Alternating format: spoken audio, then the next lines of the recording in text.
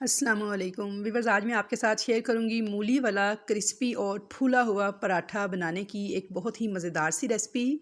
अक्सर लोग जब मूली के पराठे बनाते हैं तो वो फट जाते हैं, उनमें से मूलियां बाहर आ जाती हैं या फिर वो फूलते नहीं हैं। तो यहाँ पे आप देख सकते हैं कि ये मूली वाला पराठा फूल कर कितना बेहतरीन बन के तैयार हुआ है। दिखने में ही बहुत क्रिस्पी, बहुत मज़ेदार सा पराठा लग रहा है, तो खाने में भी इंतहाई मज़ेदार ये पराठा था। ना तो ये फटा है और ना ही कहीं से टूटा है, बल्कि फूल के बहुत ही मज़ेदार क्रिस्पी सा बन के तैयार हुआ है।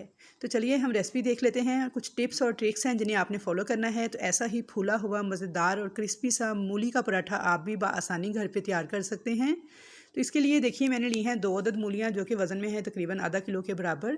इन्हें मैंने पहले अच्छी तरह से वॉश किया था, उसके बाद इनका छिलका उतार लिया है। यहाँ पे मैंने मूलियाँ छील ली हैं। अब मैं इनको ग्रेट करूँगी। तो ग्रेट करने के लिए आपने ग्रेटर की ये ब्रीक वाली साइड यूज़ नहीं करनी, बल्कि हमेशा ये मोटे वाली साइड से ही इनको ग्रेट करना है। तो यहाँ पे देखिए जी, मूलियों को पहले मैं ग्रेट कर लेती हूँ, फिर मैं आपको दिखाती हूँ। तो वीवर्स, मूली जो है इसके बेशुमार फ़वाइद हैं। इस मौसम में इसको ज़रूर इस्तेमाल करना चाहिए। जोड़ों के दर्द में, यूरिक एसिड में, मसाने की कमज़ोरी में बहुत ही मुफीद है। तो इसे चाहे चटनी बनाकर खाएं, चाहे रोटियों में डालकर खाएं, लेकिन इसे इस्तेमाल ज़रूर करना चाहिए। बेहद फ़ायदेमंद होती है। यहाँ पे देखिए, मैंने डाल दिया है इसके अंदर 1 टीस्पून के बराबर नमक। अच्छी तरह से मिक्स कर दिया है और इसको 3 से 4 मिनट इसी तरह मिक्स करके नमक के साथ काउंटर पर छोड़ देंगे, क्योंकि मूली जो है वो अच्छी तरह से पानी रिलीज़ करेगी और उस पानी को हमने इसमें से निकाल देना है। अब 3 से 4 मिनट के बाद आपने क्या करना है, इन मूलियों को अच्छी तरह से दोनों हाथों में इस तरह दबाते हुए निचोड़ लेना है। पूरी जान लगा के इनका सारा पानी इनमें से निकाल देना है, इस तरह से निचोड़ के। क्योंकि अगर पानी रहेगा मूली के अंदर तो फिर उससे क्या होगा, जब इसे हम रोटी में डालेंगे तो सारी रोटियां फट जाएंगी और मूलियां जो हैं पराठे में बिल्कुल भी सेट नहीं बैठेंगी। लेकिन इस पानी को हम वेस्ट नहीं करेंगे। इस पानी के साथ हम छानने के बाद इसका आटा गूंद सकते हैं, अगर आप मूली के पूरे फ़वाइद लेना चाहते हैं तो। ये अब आपकी मर्ज़ी है, अब चाहें तो इस पानी को वेस्ट कर दें, और अगर आप इसके चाहते हैं मूली के पूरे फ़वाइद हासिल करना, जैसा कि मैंने आपको बताया है कि मूली जो है बेशुमार बीमारियों में बेहद मुफीद है। यूरिक एसिड को कंट्रोल करती है, मसाने की कमज़ोरी को कंट्रोल करती है, जोड़ों के दर्द में बेहद मुफीद है। तो फिर आप क्या करें कि इस पानी के अंदर बहुत ज़्यादा असर होता है, तो आप इस पानी के साथ आटे को गूँध लें जिसकी आपने मूली के पराठे तैयार करने हैं। तो ये देखिए, इतना सारा पानी जो है मूलियों में से मैंने निकाल लिया है। अब मैंने जोड़ के इसके साथ नॉर्मल रोटी पकाने वाला आटा गूँध लूँगी। तो यहाँ पे जो मूलियाँ मैंने ड्राई की हैं हाथ से निचोड़ के, इसके अंदर मैंने 2 अदद हरी मिर्चें डाल दी हैं बारीक काट कर। 1 मुट्ठी के बराबर बारीक कटा हुआ हरा धनिया ऐड कर दिया है। मिक्स कर लूँगी इन दोनों चीज़ों को मूली के साथ, और अब इसमें कुछ मसाले शामिल करेंगे। सबसे पहले इसमें डालूंगी लाल मिर्च पाउडर 1 टीस्पून के बराबर। आप हस्बे जायका नमक मिर्च जो है अपनी टेस्ट के मुताबिक कम ज़्यादा डाल सकते हैं। ज़ीरा कुटा हुआ डालूंगी 1/2 टीस्पून के बराबर। और अब मैं इसके अंदर डालूंगी कुटी हुई लाल मिर्च, जो कि मैंने डाली है 1/2 टीस्पून। आप अगर मिर्च कम पसंद करते हैं तो आप कम डाल लें, अगर ज़्यादा स्पाइसी खाना है तो ज़्यादा डाल सकते हैं। अजवाइन डाल दी है इसमें 1/2 टीस्पून के बराबर, जो कि हाजमे के लिए ज़बरदस्त होती है मूली की रेसिपी में। काली मिर्च डाल दी है 1/4 टीस्पून के बराबर, और धनिया मैंने कुटा हुआ डाला है 1/2 टेबल स्पून। हल्दी डाल दी है 1/4 टीस्पून के बराबर। अब इन तमाम मसालों को इस मूली के साथ मैं अच्छे से मिक्स कर लूँगी। तो यहाँ पे देखिए जी, मसाले हमारे सारे मूली के साथ अच्छे से मिक्स हो गए हैं। मूली का मिक्सचर हमारा तैयार है। अब यहाँ पे मैंने नॉर्मल रोटी पकाने वाला आटा था जिसे मैंने गूँध लिया था, मूली का पानी और साथ दूसरा पानी डाल के, जैसे हम नॉर्मल रोटी पकाने के लिए गूँधते हैं। 3 उसके पेड़े बना लिए थे, उनमें से 1 पेड़ा मैंने लिया है, इसे अच्छे से खुश्क आटे के साथ पहले मैंने कोट कर लिया है। अब मैं काउंटर पे रख के इस पेड़े को थोड़ा छोटी सी रोटी की शक्ल में फैला लूँगी। आपने इसे इस तरह से फैलाना है कि इसका किनारा जो है हाथ से बारीक करते जाना है, क्योंकि इसके सेंटर से चाहे ना भी बारीक हो, लेकिन किनारे से आपने लाजमी बारीक कर लेना है। तो यहाँ पे देखिए जी, छोटी सी रोटी की तरह मैंने हाथ से जितना हो सका फैला लिया है। अब मैं इस पर बेलन चला दूँगी। तो यहाँ पे देखिए जी, बेलन चला के मैंने इसकी एक छोटी सी रोटी बेल ली थी।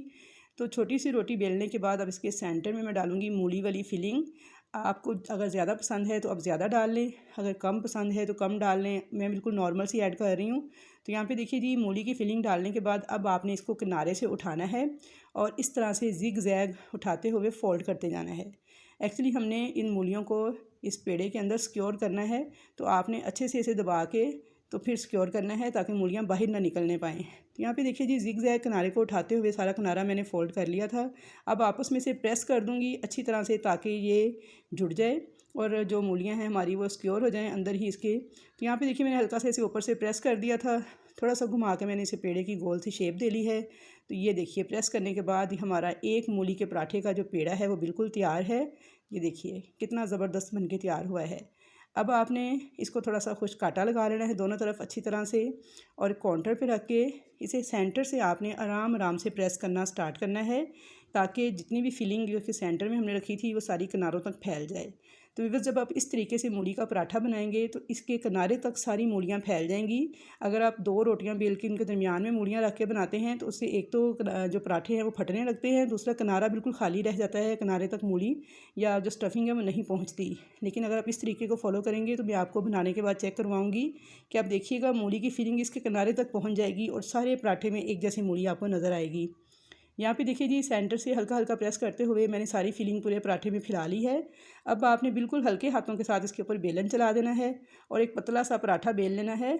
बिल्कुल भी ज़ोर नहीं लगाना, ज़ोर से इसे प्रेस नहीं करना कि पराठा फटने ना पाए, बस आपने इस बात का ख्याल करना है। तो यहाँ पे देखिए जी, हल्के हाथों के साथ आप इसे बेलते जाएंगे तो बहुत ही बारीक और ज़बरदस्त किस्म का पराठा हमारा बेल चुका है। अब मैंने एक तवा चूल्हे पर रखा हुआ था गर्म होने के लिए। इस पराठे को मैं उठाऊंगी और डाल दूंगी इस तवे के ऊपर। तवे के ऊपर मैंने पराठे को डाल दिया है। अब इसको एक साइड से पकने के बाद मैं इसकी साइड को चेंज कर दूंगी और इसकी जो साइड पक चुकी है इसके ऊपर मैं थोड़ा सा पिघला हुआ घी, मक्खन, देसी घी, तेल, आप कुछ भी लगा सकते हैं जो आपको पसंद हो या जो आपके पास अवेलेबल हो। तो यहाँ पे देखिए जी, घी लगाने के बाद अब मैं इसको थोड़ा सा पकने दूँगी और इसकी साइड को चेंज करूँगी। तो यहाँ पे देखिए जी, मैंने इसके साइड को जब चेंज किया है तो माशाल्लाह अल्हम्दुलिल्लाह जैसे ही इसे घी के साथ हीट मिली है तो हमारा पराठा जो है कितना ज़बरदस्त फूलना स्टार्ट हो चुका है। तो ये देखिए माशाल्लाह से सारे का सारा पराठा फूल गया है और फूलना इस बात की अलामत है कि इस पूरे पराठे के अंदर स्टीम भर चुकी है और मूलियाँ भी अंदर से बड़े अच्छे से स्टीम हो गई हैं। मसाले भी हमारे बड़े अच्छे से स्टीम में पक चुके हैं जो हमने मूली में ऐड किए थे। कोई भी कच्चापन अब इसमें बाकी नहीं रहेगा और इतना ज़बरदस्त, इतना क्रिस्पी ये पराठा बन के तैयार होगा कि जब आप इसे एक बार ट्राई करेंगे व्यूअर्स तो आप हमेशा इसी तरीके से मूली और आलू के पराठे बनाना पसंद करेंगे। बहुत ही ज़बरदस्त तरीका है ये। इससे पहले जब मैं पकाती थी 2 रोटियों के दरमियान मूलियाँ डाल के या आलू डाल के, तो यकीन करें वो इतने मज़ेदार पराठे नहीं बनते, उनके किनारे खाली रह जाते हैं।